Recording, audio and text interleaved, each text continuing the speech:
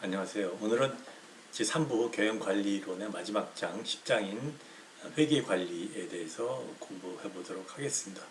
벌써 이제 수업의 중반부에 가고 있는데, 경영학원론 교재는 원래 12장까지 되어 있죠. 그런데 그 10장까지만 수업을 진행하도록 하겠습니다. 그리고 사실은 이제 3주차가 남았는데 기말고사가 여러분들 굉장히 관심이 많을 거라고 예상이 되는데, 기말고사 관련해서는 곧 어떻게 시험을 볼 것인가 지금 서베이 조사를 하고 있거든요. 그래서 여러분들이 불편하지 않도록, 최대한 불편하지 않도록 관련된 내용을 정해서 곧 공지를 하도록 하겠습니다. 그리고 아쉽게도 이번 학기는 여러분들이랑 직접 면대면 얼굴을 못하고 마무리가 될 것 같아요. 굉장히 아쉽게 생각을 합니다. 본론 들어가도록 하겠습니다. 경영 원론 같은 경우는 이제 경영 관리론에서 보시면은 이제 기능 중에는 재무 관리하고 회계 관리가 돈에 대한 이야기입니다. 돈에 대한 이야기예요. 그래서 재무 관리는 이제 자금을 어떻게 조달하고 조달한 자금을 어떻게 이제 투자할 것인가에 관련되는 내용이었죠. 잠깐만 좀 볼까요? 보시면은 여기서 자금 흐름에 대해서 조금 설명을 드릴게요. 이거 지난주 했던 겁니다. 이 자금 흐름을 보시면은 재무 활동이라는 게 뭐냐면 자금을 어떻게 조달할 것인가, 그죠? 부채라는 거는 남의 돈을 빌린 거, 자본은 내가 가지고 있는 거. 그래서 내가 예를 들어서 1억 원이 필요하면은 어떤 일을 하는데 1억 원이 필요하다. 내 자본이 7천만 원이다. 그럼 3천만 원 빌려야 되겠죠, 그죠? 그래서 1억 원을 가지고 있으면 그 1억 원을 사용을 해야 되겠죠. 그게 이제 자산이에요. 투자라고 얘기를 하는 겁니다. 그죠?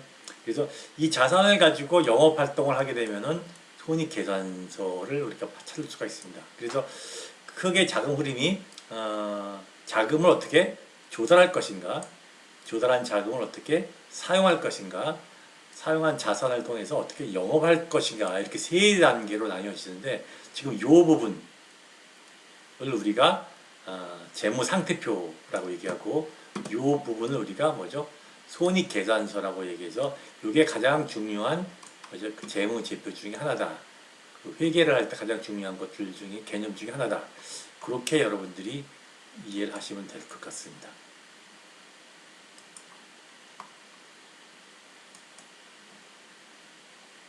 자, 계속해서 그 회계 관리에 대해서 수업을 진행하도록 하겠습니다. 먼저 이제 회계의 그 개념이 무엇인가, 그리고 재무제표가 무엇인가에 대해서 이해를 하셔야 될 것 같아요. 일단 그 경영에 대해서 회계 개념 설명하기 전에, 경영이란 개념이 점차적으로 경영의 규모가 커지면서 소유와 경영이 분리가 되기 시작했죠. 그러니까 소유라는 얘기는 뭐죠? 투자한 거예요. 그러니까 경영 규모가 넘쳐 커지니까 이게 내 주머니 돈으로 초기에 경영하던 시대가 넘어선 거예요. 그래서 이제 전문 경영인을 대신 쓰게 됐고, 그러면서 이제 과연 투자한 사람 입장에서는 이 그 전문 대리인이, 전문 경영인이 잘 경영을 하고 있나, 하고 있지 않나를 확인을 해야 될 그런 필요성이 생기게 되고, 그럴 때 경영에 대한 결과를 제공받는 게 바로 뭐죠? 재무제표예요. 재무제표. 그래서 이 재무제표를 통해서 그 사람, 그 전문 경영인의 어떠한 그 경영 상태를 파악을 하고, 거기에 따라서 잘하면은 계속 쓰거나, 혹은 경영을 잘 못하면 다른 경영인을 우리가 바꿀 수도 있는 겁니다. 그죠? 그래서 경영의 개념에 대해서 일단 여러분들이 소유와 경영이 분리가 되면서 투자한 사람이 그 전문 경영인의 어떤 경영 성과를 보기 위해서 이러한 재무제표가 만들어졌다라고 하는 것을 이해를 하면서 다음으로 넘어가도록 하겠습니다. 자, 경영의 목적이 나와 있죠. 경영의 의의라는 건 뭐냐면요. 그러니까 경영을 하면서 경영활동들이 대부분 이제 의사결정을 하고, 의사결정에 따라서 자금 흐름이 이루어집니다. 그러면은 그 돈의 움직임에 관련돼 가지고 그 돈의 움직임을 측정하고, 요약해서 뭐를 만드는 거? 재무제 보고서를 만드는 것을 우리가 회계다, 이렇게 이야기를 해요. 그래서 우리가 이제 경영활동을 한다는 게 뭐라 그러는가요? 원부자재 같은 걸 사서 물건을 만들어서 뭐죠? 고객한테 파는 거죠. 원부자재를 사거나 물건을 만들거나 그 다음에 고객한테 팔 때 다 경영활동마다 뭐가 움직이죠? 돈이 왔다 갔다 거리죠. 그러니까 예를 들어서 원부자재를 사려면은 원부자재 사고 나서 돈을 줘야 되고, 그래서 물건을 만들면은 물건을 만든 사람한테 뭐죠? 우리가 임금을 줘야 되고, 그 다음에 또 물건을 만들어서 완제품을 고객한테 넘기면은 또 그런 관련된 돈을 받게 됩니다. 그런 모든 과정에서 뭐가 움직이죠? 돈이 움직이게 되는 겁니다. 그래서 그걸 이제 측정을 해가지고 재무보고서를 만드는 것이 회계다, 이렇게 볼 수가 있고, 그럼 도대체 왜 회계 활동을 하느냐? 왜 재무보고서를 만드느냐? 여기에 나와 있죠. 목적이. 그러니까 기업의 이해관계자들한테 기업의 이해관계자들이 스스로 뭘 하기 위해서 경제적 의사결정을 하기 위해서 뭐가 필요합니까? 기업에 대한 정보가 필요해요. 여기서 얘기하는 경제적 의사결정이라는 건 이런 거죠. 예를 들어서 내가 투자자다. 그러면 예를 들어서 내가 A라는 회사에 투자를 하기 위해서 주식을 살 것인가 말 것인가. 이게 뭐죠? 경제적 의사결정이에요. 경제적 의사결정. 또 예를 들어서 어떤 것도 있을 수가 있나요? 지금 M&A 같은 거 많이 있는데 M&A 같은 거 하게 되면은 내가 이 회사를 내가 사야 된다. 그 이 회사를 얼마에 살 것인가. 그런 것들도 뭐요? 경제적 의사결정이다. 이렇게 보시면 될 것 같아요. 그래서 기업 활동을 할 때 기업 활동에 관련된 많은 이해관계자들이 있는데 그런 이해관계자들한테 뭐죠? 경제적 의사결정을 하는데 도움을 주는 정보를 제공하는 것을 뭐죠? 그 기본 목적으로 하는 거예요. 그래서 이러한 의사결정에 유용한 정보를 제공해 주기 위해서 뭐를 만듭니까? 재무보고서를 만들게 되는 겁니다. 그 재무보고서라는 거는 조금 전에 얘기했던 재무상태표, 그 다음에 또 뭐죠? 손익계산서, 뭐 이러한 것들이 여러 가지가 있을 수가 있어요. 그리고 여러분들 회계를 할 때 우리가 항상 얘기하는 것이 이제 공인회계사, 세무사 이러한 그 직업이 있어요. 그럼 공인회계사는 뭐 하는 거냐? 공인회계사라는 건 뭐냐면 회사가 경영활동에 대한 재무보고서를 만드는데 이 재무보고서가 올바른 재무보고서인가 재무보고서가 아닌가를 확인해주는 사람을 우리가 뭐라 그러죠? 공인회계사다, 이렇게 이야기를 합니다. 공인회계사가 왜 중요하냐면 예를 들어서 우리가 A라는 기업에 대해서 주식을 사고 싶다.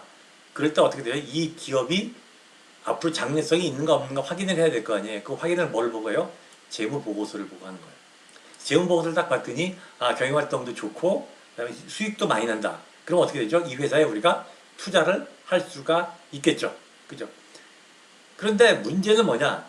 이 재무보고서가 올바로 만들어졌는가 올바로 만들어지지 않았는가를 우리가 확인할 수가 없는 거예요. 그죠? 그런 거 해주는 사람이 누구예요? 공인회계사예요. 공인회계사.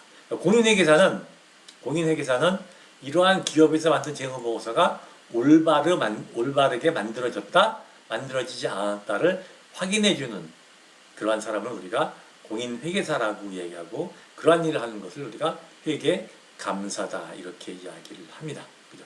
그래서 회계감사, 여러분들 보고서를 보는지 모르겠는데, 그 보고서를 보면은, 적정의견, 이런 말을 하거든요. 적정의견, 공인회계사 누구, 이렇게 도장을 딱 찍혀 있습니다. 그럼 적정의견이라는 게 뭐냐? 적정의견은 뭐냐면 이 재무보고서가 올바르게 작성이 되어 있으니까 이 재무보고서를 보고 경제적 의사결정을 하는데 문제가 없다라고 이야기하는 게 적정의견이에요. 그런데 때에 따라서는 기업의 입장에서는 내가 손해가 났단 말이에요. 손해가 났는데 그거를 속이고 싶어. 그죠? 그래가지고 재무보고서를 속이는 거예요. 그래서 내가 실제로는 1억 원이 손해가 났는데 5억 원이 이익 난 것처럼 속여서 만들었어요. 그러면은 그걸 보고 만약 이해관계자들이 의사결정을 하게 되면 어떻게 되죠? 잘못된 의사결정을 할 수가 있잖아요. 그래서 공인회계사가 이 재무제표가 올바르게 만들어졌는가 만들어지지 않은 걸 확인해보고, 그렇게 잘못 만들어졌으면 적정 의견을 내지 않고 부적정 의견을 냅니다. 부적정 의견을 내요. 그럼 어떻게 되죠? 그 재무보고서는 잘못 만들어진 거니까 이 재무보고서를 보고 투자자들이, 이해관계자들이 뭐죠? 어떤 경제적 의사결정은 하지 말라라는 그 이야기를 하는 것이에요. 그죠? 그래서 이 공인회계사 역할이 굉장히 중요하고, 그 다음에 경영학 이쪽 분야에서는 이 공인회계사가 전문직으로서 굉장히 그 각광받고 있는 직종이다. 마찬가지로 세무사도 마찬가지죠. 그래서 우리 학과에는 공인 그 회계 교수님이 두 분이 계시는데 이 두 분 다 먼저 공인 회계사 출신이세요. 그래서 회계사 반도 만들어져 있고, 그다음에 거기서 이제 세무사 공부도 하고 회계사 공부도 합니다. 그래서 여러분들도 만약 회계 쪽에 관심이 있다면은 그쪽 반에 들어가서 공부를 해서 자격증을 따는 것도 여러분들 앞날에 굉장히 좋지 않을까 이렇게 생각을 합니다. 그죠? 그래서 공인 회계사, 그다음 세무사 요 두 개의 전문 직종에 대해서도 여러분들이 관심을 갖는 게 좋겠습니다. 정리하면 회계란 건 뭐냐면은 그 경영 활동을 측정하고 요약해서 뭘 만드는 거다? 재무 보고서를 만드는 거다. 요 재무 보고서를 뭐라 그러죠? 재무 제표라고 얘기하죠. 그리고 그 목적은 이러한 재무 제표를 누구한테 주는 거예요? 이해관계자들이 보고 어떤 경제적인 의사결정을 할 수 있도록 도와주는 거예요. 그러니까 지금 무슨 뜻이냐면 요 이해관계자들이 의사결정에 유용한 정보를 제공해 주는 것을 회계의 목적이라고 하고, 이런 목적을 달성하기 위해서 재무제표, 즉 재무보고서를 만든다. 그렇게 이해를 하시면 될 것 같습니다. 그리고 이런 재무보고서, 재무제표에는 재무상태표라든가 손익계산서, 그다음에 자본변동표, 그다음에 또 뭐가 있죠? 현금 흐름표, 여러 가지가 있을 수가 있습니다. 그리고 이 회계에 대해서는 여러분들이 2학년, 3학년, 4학년 때 보다 더 자세하게 배울 수가 있을 거고, 오늘은 기본적인 재무보고서의 가장 중요한 두 개의 표인 재무상태표, 그다음에 손익계산서에 대해서 조금 더 자세하게 다뤄보도록 하겠습니다. 자, 회계 시스템 기능에 대해서 얘기를 했죠. 즉 뭐냐? 회계의 인식 및 측정 기능은 경영활동을 뭘로 하는 거예요? 화폐 단위로 기록을 하는 거예요. 화폐 단위로 기록을 해서 이러한 기록된 것을 누구한테요? 보고 기능, 의사결정자한테 정보를 제공하고, 이것이 올바르게 만들어졌을 때 이거를 기업 내부에 있는 사람뿐만 아니라 기업 외부에 있는 이해관계자들한테도 이러한 정보를 제공을 해서 어떤 의사결정을 도와줄 수 있는 그러한 시스템을 우리가 뭐라 그래요? 회계 시스템이다, 이렇게 이야기를 해요. 그래서 회계 시스템의 결과물이 뭐죠? 회계 보고서예요. 이게 우리가 재무제표라고 얘기하고, 이 재무제표가 올바르게 만들어졌는가 만들어지지 않았는가를 검증하는 사람이 바로 회계사다. 그리고 회계사가 올바르게 만들어졌으면 우리가 뭐라고 얘기해요? 적정 의견이라는 것을 내고, 회계사가 적정 의견이라는 의견을 표시했을 때는 그 의미는 무슨 뜻이냐면은 그 기업이 경영을 잘했다가 아니라 그 기업이 올바른 회계 기준으로서 뭐죠? 회계 보고서를 재무제표를 작성을 했기 때문에 이 재무제표를 보고 의사결정을 해도 아무 문제가 없다라는 것을 확인해주는 그러한 사람이 뭐죠? 회계사다, 공인회계사다.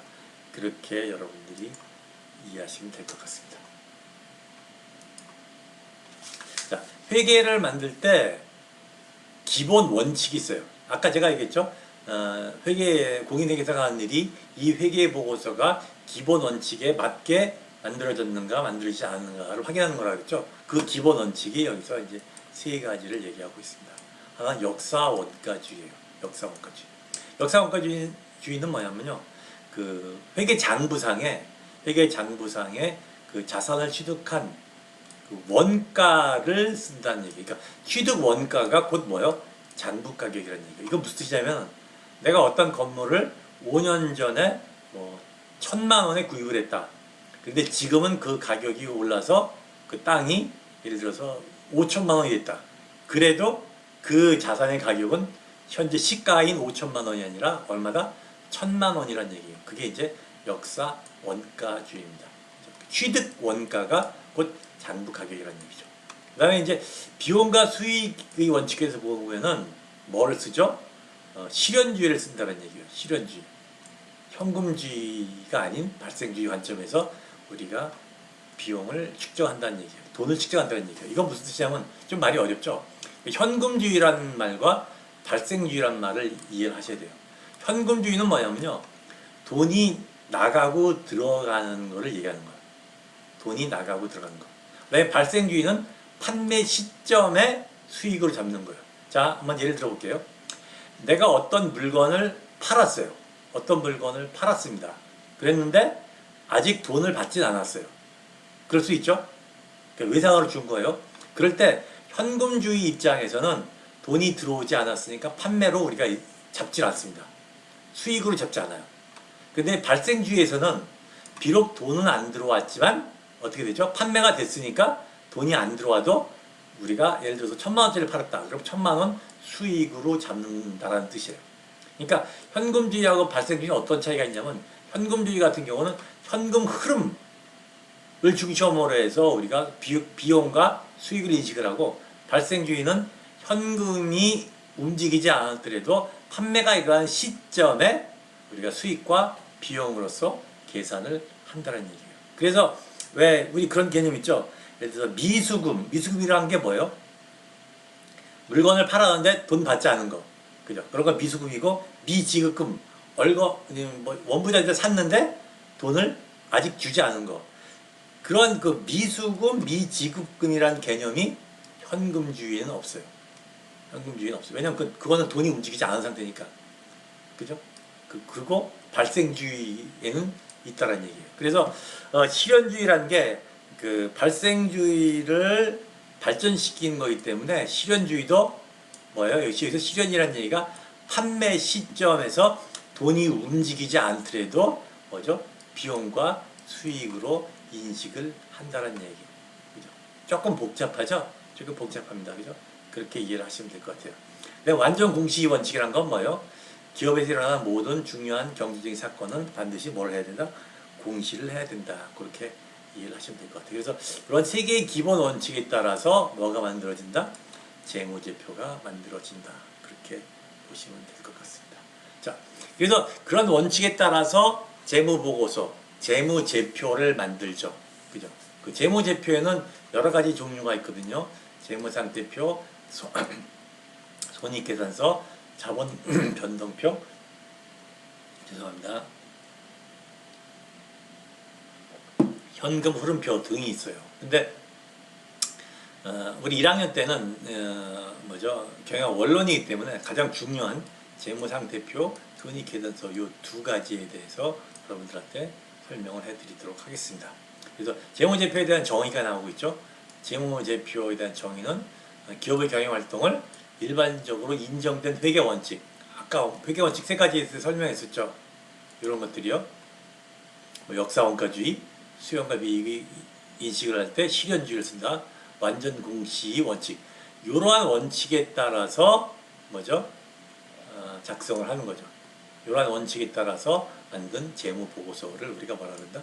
재무제표라고 얘기한다. 그리고 이러한 재무제표 이용자는 이 재무제표에 나온 재무정보를 사용을 해서 뭘 합니까? 어떤 의사결정을 하게 되고, 그럴 때 이 재무제표가 올바르게 만들어졌는가 만들어지지 않았는가를 확인해 주는 사람이 공인 회계사다.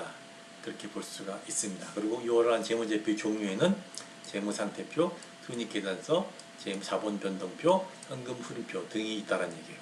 여러 가지가 있는데, 이런 그 재무제표는 굉장히 사실 두꺼워요. 굉장히 두꺼운데 우리는 이번 시간에는 재무상태표, 제일 중요한 겁니다. 재무상태표, 손익계산서에 대해서 여러분들한테 설명해 드리도록 하겠습니다. 자, 먼저 재무상태표요. 재무상태표는요, 중요한 게 뭐죠? 일정 시점의 상태예요. 자, 잠깐만 볼게요. 요게 재무상태표의 이해입니다. 요게 재무상태표이에요. 재무상태표. 여기서 보면 뭐라고 되어 있죠? 시점이요. 2014년 12월 31일 현재. 12월 30일 현재 오른쪽이 뭐죠? 자금을 어떻게 조달했고, 왼쪽이 조달한 자금을 어떻게 사용하였는가에 대한 얘기예요. 이해돼요? 우리 지난 시간에 재무상태표에서 자금 조달을 어떻게 했는가가 내 돈이 자본이고 남의 돈이 부채예요. 갚아야 될 돈이죠. 그러니까 자본과 부채가 내가 조달한 자금이에요. 그리고 내가 조달한 자금으로 사용한 거예요. 그걸 우리가 뭐라 그래요? 자산이라 그래요. 그래서 요 재무상태표는 부채 더하기 자본 이퀄 자산이 돼요. 여기서 보시면은 이게 뭐죠? 자산 합계고 이게 뭐예요? 자본과 부채의 합계예요. 같아요? 달라요? 같죠. 그죠? 그래서 이 재무상태표는 자본 더하기 부채는 자산이다 라는 공식이 성립이 됩니다. 그죠? 그래서 다시 정리하면 오른쪽에는 뭐에 대한 거다? 자금을 어떻게 조달했느냐. 두 가지죠. 내 돈, 자본하고 빌린 돈, 부채 두 가지가 있고 자본과 부채를 가지고 물건을 사겠죠. 그걸 우리가 자산이라 그래요. 그죠? 그래서 자산 이퀄 자산의 합계는 부채와 자본의 합계다. 그렇게 기본적으로 이해를 하시면 될 것 같습니다. 그죠? 자, 부채에 대해서 볼까요? 부채는 크게 보면은 뭐죠? 유동부채가 있고 비유동부채가 있죠. 유동부채, 비유동부채. 유동부채라는 건 유동, 그 다음에 비유동 이게 무슨 뜻이냐면요. 1년 내에 갚아야 될 돈은 유동부채, 1년 이후에 갚아야 될 돈은 비유동부채예요. 그러니까 장기부채는 비유동부채고 단기부채는 유동부채예요. 그죠? 그렇게 우리가 나눠 놓을 수가 있다. 기업 입장에서는 어떤 게 좋아요? 그렇죠. 당연히 장기 부채가 좋겠죠. 그죠? 그래서 장기 사채, 장기 미지급금, 외국 차관, 그다음 뭐 장기 부채성 충당 부채 이거 다 뭐죠? 1년 후에 갚아도 되는 돈, 그다음에 요 매입 채무, 단기 차입금, 미지급금 이런 건 다 뭐죠? 1년 내에 갚아야 되는 돈이다. 이렇게 보시면 될 것 같아요. 그다음에 자본에는 세 가지가 있죠. 자본금, 자본이익여금, 이익이익여금 이렇게 돼 있습니다. 일반적으로 이제 자본금이다 하면은 어떻게 이야기를 하냐면은 자본은 그 주식 액면가 곱하기 주식 수 이렇게 보시면 될 것 같아요. 일반적으로 주식 액면가가 이제 5천인 경우가 많은데 주식이 100주다. 그럼 5천 곱하기 100. 그걸 우리가 뭐라 그래요? 자본금이다. 이렇게 설명을 합니다. 자본금이다 이렇게 설명을 해요. 그 다음에 자본잉여금 같은 경우는 자본잉여금은 예를 들어서 액면가가 5천원인데 지금 시가가 10,000원이다. 그럼 얼마가 남습니까? 차이가 나죠? 5천원 차이가 나죠. 그러한 투자된 자본의 증감잉여금, 주식 발행 차익금 이런 걸 우리가 뭐라 그러죠?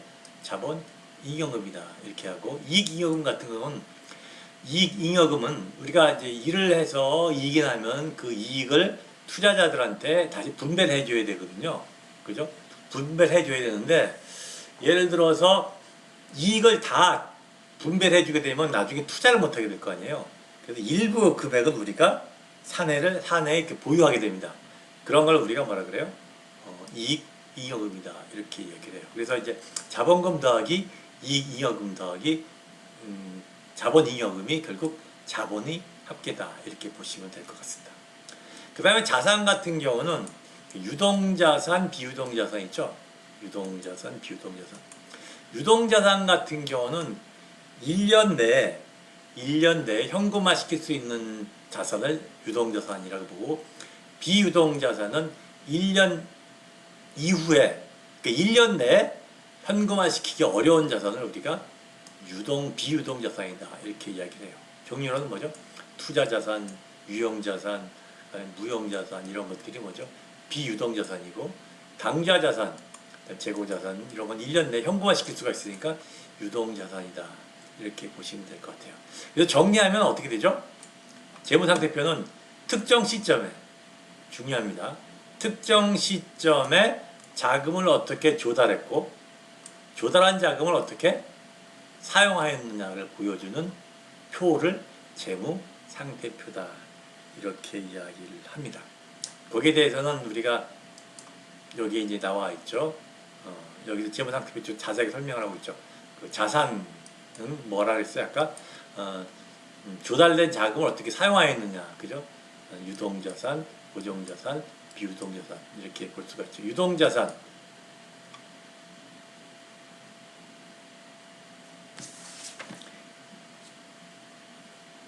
유동자산은 뭐라 그랬어요? 제가 1년 내에 현금화 시킬 수 있는 거.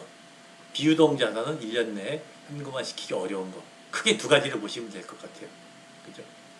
그 다음에 이제 부채는 뭐죠? 유동부채, 그다음 비유동부채 있는데 유동부채는 1년 내에 갚아야 되는 돈. 1년 이내에 상환해야 되는 부채. 비유동부채는 1년 이후에 상환해도 되는 부채. 그래서 우리가 비유동부채다. 이렇게 얘기한다고 아까 설명했습니다. 그 다음에 자본은 세 가지가 있다고 그랬죠. 자본금, 자본잉여금, 이익잉여금. 그죠? 자본금이라고 얘기를 하면 액면가의 총액, 액면가 곱하기 주식수를 얘기하는 거죠. 그죠? 그 다음 자본잉여금 같은 경우는 투하 자본의 증감에 대한 잉여금, 이익잉여금 같은 경우는 뭐죠? 배당을 하고 그러니까 이익이 남았을 때 모두 다 배당하지 않고 일부는 다음 투자를 하기 위해서 회사에 남겨놓거든요. 그런 것을 우리가 뭐라 그래요?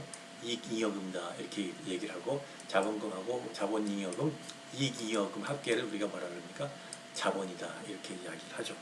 그래서 정리하면 자본 더하기 부채는 뭐죠? 자산이다. 그러니까 특정 시점에 자금을 어떻게 조달했고 조달한 자금을 어떻게 사용했는가를 보여주는 게 뭐다? 재무 상태표다라는 얘기예요. 이에 비해서 손익계산서는 특정 시점이 아니에요. 특정 시점이에요. 그러니까 우리가 자산을 가지고 영업활동을 하거든요. 영업활동을 해서 나온 결과를 우리가 뭐라 그래요? 손익계산서다 이렇게 이야기를 해요. 그래서 손익계산서는 특정 시점이 아니라 일정 기간 동안이에요. 여기서 보시죠. 2014년 1월 1일부터 2014년 12월 31일까지 특정 시점이 아니죠. 특정 기간이죠. 특정 기간. 그죠? 그러니까 여기서 보시면은 조금 전에 보면 자금을 어떻게 우리가 조달했느냐. 부채하고 자본으로서 자금을 조달해서 조달한 자금을 썼죠. 그게 뭐죠? 자산이에요.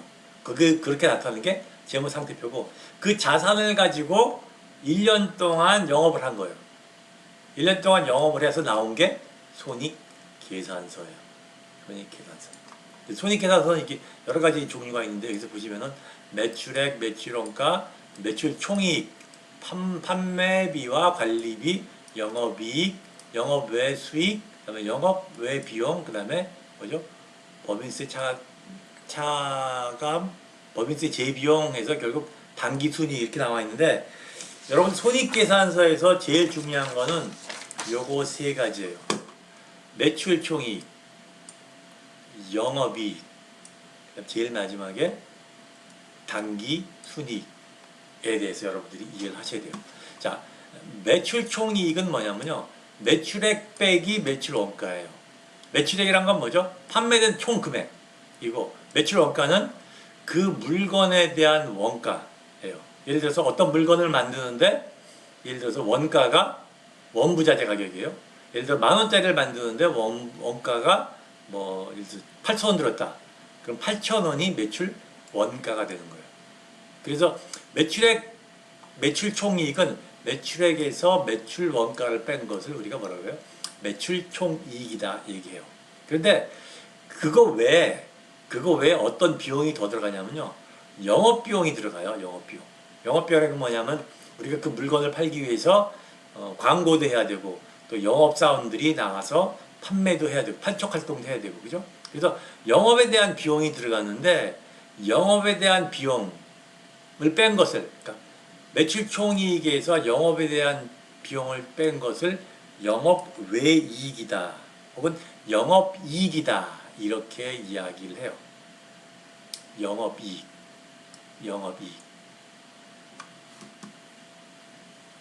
다시 정리할게요. 잠깐 제가 말을 혼동스럽게 한 것 같아요. 자, 매출액에서 매출 원가를 빼면은 매출총이익. 그죠? 매출총이익에서 뭘 빼요? 판매비를 빼면은 영업비를 빼면은 영업이익, 그죠? 영업이익에서 판매 말고 그다음에 영업 세금이라든가 그다음에 금융비용을 뺀 게 뭐죠? 당기 순이익 이렇게 설명을 할 수가 있습니다. 그래서 정리를 하면은 손익계산서라는 것은 자산을 가지고 일정 기간 동안에 영업을 해서 나온 손해와 이익의 보고서를 손익계산서라고 이야기를 하고 이익의 종류는 매출총이익, 영업이익, 당기순이익이 있다. 매출총이익은 매출액에서 매출 원가를 뺀 거고 그 다음에 영업이익은 매출총이익에서 판매비, 영업비용을 뺀 게 영업이익이고 당기순이익은 영업이익에서 영업외 의 손익비용, 이건 되게 일반적으로 이제 금융비용이라고 얘기할 수가 있어요. 금융비용이라든가 혹은 세금을 뺀 순수하게 난 이익이 단기 순이익이다 이렇게 볼 수가 있을 겁니다. 그래서 여러분들 경영학과학생들이니까 매출총이익, 영업이익, 그다음에 단기 순이익이 어떤 차이가 나는가 이 정도는 여러분들이 이해를 하시면 좋겠어요. 그죠? 그래서 정리를 하면은 재무제표에서 가장 중요한 거 재무상태표, 손익계산서, 재무상태표는 특정 시점에서 자금을 어떻게 조달하고 어떻게 조달한 자금 사용하였는가에 대한 얘기고 손익계산서는 일정 기간 동안 우리가 영업 활동을 해서 얼마나 이익이 나왔는가를 보여주는 보고서다. 이익의 종류에는 뭐가 있다? 매출 총이익, 매출이익, 영업이익, 단기 순이익이 있는데 매출이익은 매출액에서 매출 원가를 뺀 거고 영업이익은 매출이익에서 판매 관리비, 영업비용을 뺀 거고 단기 순이익은 영업이익에서 영업 외 수익과 비용 우리가 이제 그 일반적으로 이제 금융비용이 제일 많습니다. 금융비용이라든가 혹은 세금, 법인세 이런 걸 뺀 것을 우리가 단기 순이익이다 이렇게 이야기를 한다. 여러분들은 매출총이익, 영업이익, 단기 순이익에 대해서 여러분들이 이해를 하시면 될 것 같아요. 그래서 제일 중요한 보고서가 손익계산서하고 그 다음에 재무상태표다. 그렇게 이해를 하시면 되고 그 외에 또 자본변동표 이런 것들이 있어요. 자본 변동이 어떻게 되어져 있는가, 그죠? 지난해하고 이번해하고 그 다음에 또 현금 흐름이 어떻게 되고 있는가, 현금 흐름표 이런 것들이 있는데 그 좀 더 자세한 건 여러분들이 2, 3, 4학년 때 배울 거고 요번 1학년 때는 여러분들 손익계산서하고 재무상태표 요것만 정확하게 이해를 하시면 될 것 같다 이렇게 생각을 합니다. 이것으로써 그 회계를 마치도록 하겠습니다. 감사합니다.